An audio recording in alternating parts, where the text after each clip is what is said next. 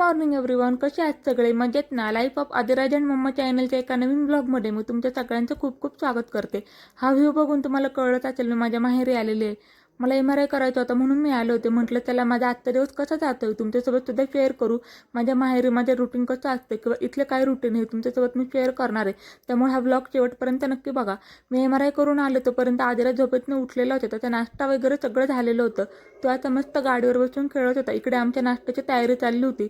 मला आवडतं म्हणून माझ्यासाठी मम्मी आणि वहिनी ढोकळा बनवत होत्या. ढोकळा लावून दिला. त्यानंतर मम्मी देवपूजा करायला गेली. देवपूजा झाल्यानंतर ना आमच्याकडे रोज आरती करतात. तुमच्यासोबत सुद्धा मी आरतीचं कडवं शेअर करते, कारण स्वामींची आरती ऐकले ना मन खूप प्रसन्न होऊन जातं. आरती करू गुरुवर्या रे, अगाध महिमा तव चरणांचा वर्णाया मधी दिला रे.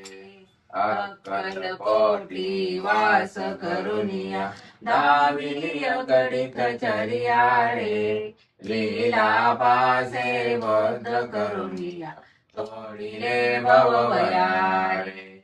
जय जय सद्गुरु स्वामी समर्था, आरती करू गुरुवर्या रे, अगाध महिमा तव चरणांचा वर्णाया मती दिया रे. यवने पुछले स्वामी कहाय, अक्कल कोटी पहारे.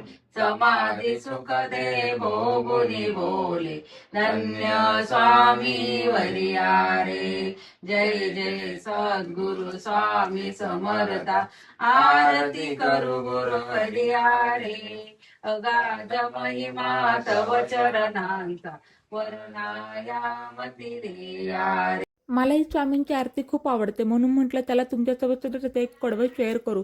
या आरती ऐकल्यानंतर ना मन एकदम प्रसन्न होतं. त्यानंतर आदिराज आंघोळ करून झोपला आणि माझे पप्पा इकडे पाईप क्लिनरचे फ्लॉवर्स बनवत होते. ते मी त्यांच्याकडून शिकवून घेत होते, कारण मला गणपतीसाठी जास्वंदी वगैरे बनवायची आहेत.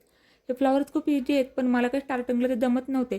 त्या झेंडूचे फ्लॉवर्स बनवत होते, पण मला काही ते जमना म्हणून मला पप्पाने प्रत्यक्ष बनवून दाखवलं.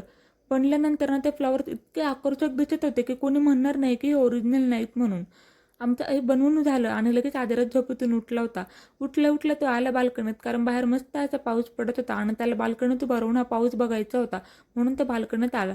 त्यानंतर मी संध्याकाळीचं बाल्कनीत उभा राहून छान चहा घेत होते. हे निवांत क्षण ना आपल्याला खरंच माहेरीत मिळू शकतात. तुम्हाला काय वाटतं हे मला कमेंट करून नक्की सांगा.